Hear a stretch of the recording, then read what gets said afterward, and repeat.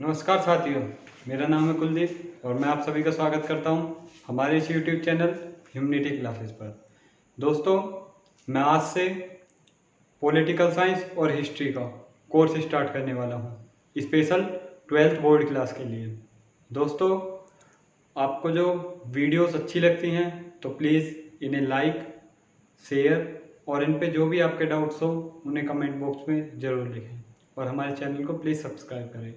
मैं इन वीडियोस में आप सभी को नोट्स और इम्पोर्टेंट क्वेश्चन आंसर प्रोवाइड कराऊंगा। दोस्तों, जैसा कि मैंने आपको पहले ही बताया था कि हम जो पॉलिटिकल साइंस का पूरा सिलेबस कराने वाले हैं 12th बोर्ड क्लास के लिए, उसका मैं आज आपको फर्स्ट चैप्टर जिसका नाम है शीत युद्ध का दौर, उसका इंट्रोडक्शन देने वाला हूँ। तो बने रहिए मेरे साथ इस वीडियो में। आइए दोस्तों, हम देखते हैं शीत युद्ध का दौर, इंट्रोडक्शन। ठीक है। शीत युद्ध मतलब क्या होता है? शीत मतलब ठंडा और युद्ध मतलब जब हम किसी एक देश से दूसरे देश के साथ लड़ते झगड़ते हैं तो उसे युद्ध कहते हैं। तो शीत मतलब ठंडा, युद्ध मतलब लड़ाई झगड़ा, ठंडी लड़ाई झगड़ा का दौर मतलब समय। तो शीत युद्ध का दौर मतलब ठंडे युद्ध का दौर।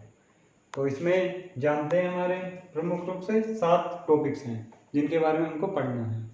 ठीक है। तो पहला है क्यूबा का मिसाइल संकट। अब मैं आप सभी को क्यूबा दिखाता हूं मैप में कहाँ है। दोस्तों, अब मैं मैप में दिखाता हूं आपको क्यूबा कहाँ है। ये देख रहे हो, ये आपका उत्तरी अमेरिका हो गया, ये दक्षिणी अमेरिका, और ये आपका क्या है? क्यूबा। ठीक है, ये है क्यूबा। और आप ये देखोगे, ये है रूस। ये जो रूस है इसको पहले क्या कहा जाता था? सोवियत संघ। आप इन्हीं सभी चीज़ों के बारे में इस वीडियो में जानोगे। वो एक क्या है? द्वीपीय देश है। मतलब मैंने दिखाया ना आपको, एक छोटा सा बाहर जो चारों तरफ पानी से घिरा हो, उसे क्या कहते हैं हम? द्वीप। वो क्या है? द्वीपीय देश है। ठीक है।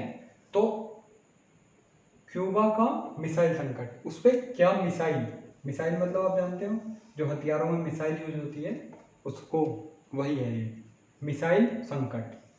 ठीक है। मिसाइल संकट में क्या था कि जो, अब मैं बताऊं आपको, जो अमेरिका था, ठीक है, और जो सोवियत संघ था, ये दूसरे विश्व युद्ध के बाद बहुत बड़ी महाशक्तियां बन चुके थे।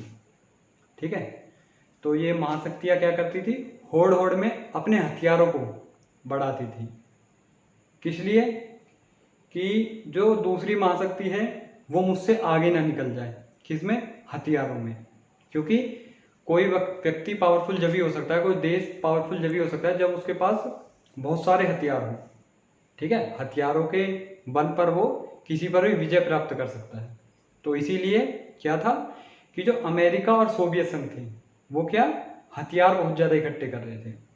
अब एक जो महाशक्ति थी सोवियत संघ, जो क्यूबा देश है, जो सोवियत संघ है, उससे उसका जो नाता था या फिर रिश्ता था वो बहुत अच्छा था। पर क्या है, जो अमेरिका था उससे खटास थी। किससे? क्यूबा से। तो इस कारण क्या हुआ, जो सोवियत संघ है उसने क्या, जो क्यूबा है उसको अपना क्या, हथियारों का अड्डा बनाना चालू कर दिया। जिसके कारण क्या हुआ, वो अमेरिका पर दुगनी नजर रख सकता था। कहीं मैंने आपको दिखाया था कि सोवियत संघ कहाँ है, अमेरिका कहाँ है, तो नजर रखने में थोड़ी कठिनाई होगी। तो उसने क्या किया, सोवियत संघ ने क्यूबा को क्या बना लिया, अपना हथियारों का अड्डा, और वहां पर अपने सैनिक छोड़ के किस पे, अमेरिका पे अच्छी निगरानी रखने लगा। तो इसी को क्या कहते हैं कि मतलब क्यूबा मिसाइल संकट। ठीक है।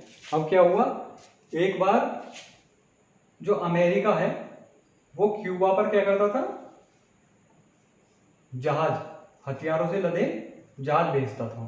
कहाँ? क्यूबा पर। एक बार अमेरिका ने इसके जो जहाज थे वो पकड़ लिए। ठीक है। तो क्या हुआ, युद्ध की स्थिति बनी। ठीक है। तो यही था क्या, हमारा क्यूबा मिसाइल संकट। ठीक है। अब देखते हैं शीत युद्ध क्या है। शीत युद्ध, शीत युद्ध के बारे में इंट्रोडक्शन दूं मैं आपको। शीत युद्ध ऐसा युद्ध था जो कभी हुआ ही नहीं, तनाव बना रहा, ठीक है, युद्ध का तनाव बना रहा, युद्ध की स्थिति बनी रही, पर कभी युद्ध नहीं हुआ, इसीलिए इसको कहा जाता है शीत युद्ध। देखो, जो अमेरिका महाशक्ति थी और सोवियत संघ महाशक्ति थी, वो जानती थी अगर जो हम लड़े तो इतना नुकसान होगा कि विजेता की घोषणा करना मुश्किल हो जाएगा। मतलब कि यह निर्णय लेना मुश्किल हो जाएगा कि जीता कौन, कि अमेरिका की सोवियत संघ, क्योंकि सोवियत संघ के पास भी बहुत हथियार हैं और किसके, अमेरिका के पास भी। अब दोनों युद्ध लड़ेंगे तो क्या हो जाएगा, ये नहीं पता चलेगा कि विजय कौन हुआ, ठीक है। तो शीत युद्ध उस युद्ध को कहते हैं जिसमें कभी युद्ध हुआ ही ना हो पर तनाव की स्थिति बनी रही, ठीक है। और ये तीसरा टॉपिक है दो ध्रुव विश्व का आरंभ। दो ध्रुव विश्व का आरंभ मतलब ऐसे देश, जैसे अब मैं थोड़ा मैप में दिखाऊं दोस्तों। अब देखिए, जो हमारा क्या था, दो ध्रुव विश्व का आरंभ। दो ध्रुव मतलब जो विश्व है वो दो भागों में विभाजित हो गया। विभाजित कैसे, कि ये देखिए जो 60 नंबर कहाँ गया, ये रहा, इटली के नीचे ये था कौन, जर्मनी। जर्मनी की एक राजधानी है बर्लिन, ठीक है। इस बर्लिन पे एक दीवार खड़ी की गई थी जिससे क्या, दो ध्रुव होने का मतलब दो दे मतलब जो विश्व है वो दो भागों में विभाजित होने का पता चलता था। तो ये जो रूस है ये पहले सोवियत संघ हुआ करता था, तो बर्लिन के दीवार के जो पूर्व के जितने भी देश थे वो किसके देश हो गए, मतलब किसके साथ हो गए, रूस के साथ। इनके संगठन को क्या कहा जाने लगा, सीटो। और जितने भी पश्चिम देश थे, जैसे कि आप हो गया, जर्मनी हो गया, फ्रांस हो गया, इटली हो गया, ये सब किसके हो गए, अमेरिका के देश, ठीक है। तो इसी को क्या कहते हैं, दो ध्रुव विश्व का आरंभ, ठीक है। दोस्तों देखो, जैसे जो सीटो था वो किसका, यूएनए, यूनाइटेड स्टेट अमेरिका का क्या था, संगठन था, और ये सोवियत संघ का, किसका, सोवियत संघ का संगठन था। अब दो ध्रुवीय को चुनौती, गुट निरपेक्ष। अब मैं आपको डिटेल में बताता हूँ कि गुट निरपेक्ष होता क्या है। जब जो विश्व था वो दो गुटों में बट चुका था, एक क्या था, सोवियत संघ, दूसरा अमेरिका। जो सोवियत संघ था वो किसका समर्थन था, किसका, समाजवादी, मतलब वहाँ पर जो कार्य किया जाता था वो लोगों के भले के लिए किया जाता था। और जो आपका जो दूसरा संगठन था जैसे अमेरिका हो गया, वो क्या था, वो पूंजीवादी, मतलब उसमें सरकार इतना हस्तक्षेप नहीं करती, जो व्यापार होते हैं या जो भी सभी चीज़ें होती है वो निजी हाथों में होती हैं, ठीक है। तो दो ध्रुवीय विश्व को चुनौती, चुनौती किसने दी, गुट निरपेक्षता ने। गुट निरपेक्षता क्या था कि ना हम अमेरिका के साथ रहेंगे, ना हम किसके, सोवियत संघ के साथ रहेंगे, हम अपना एक अलग गुट बनाएंगे, जिसे क्या कहा, गुट निरपेक्षता, ठीक है। गुट निरपेक्षता में क्या क्या चीजें थी कि हम युद्ध नहीं लड़ेंगे, जो दो देशों के बीच युद्ध हो रहा होगा तो हम क्या करवाएंगे, मध्यस्थता करवाएंगे, मतलब युद्ध ना हो, युद्ध की स्थिति बने तो हम जाके बीच बिचाव कराएंगे, ठीक है। इसी को क्या कहते थे, गुट निरपेक्षता की नीति। और अब नव अंतर्राष्ट्रीय अर्थव्यवस्था। नव अंतर्राष्ट्रीय अर्थव्यवस्था मतलब बताता हूँ।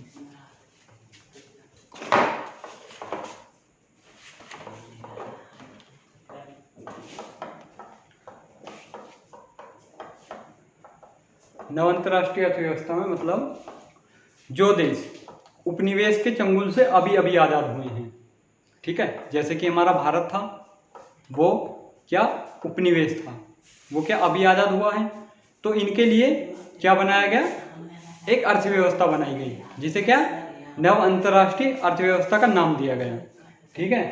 तो इस अर्थव्यवस्था में क्या था कि जो इसमें प्रमुख रूप से चार बातें थी, क्या है कि देशों के प्राकृतिक संसाधनों पर उन्हीं का नियंत्रण होगा। मतलब कोई भी देश है, जैसे भारत है, भारत के जो प्राकृतिक संसाधन हैं वो उसी भारत देश के हैं, तो उन पर उसी का अधिकार होगा भारत का, और किसी का अधिकार नहीं होगा।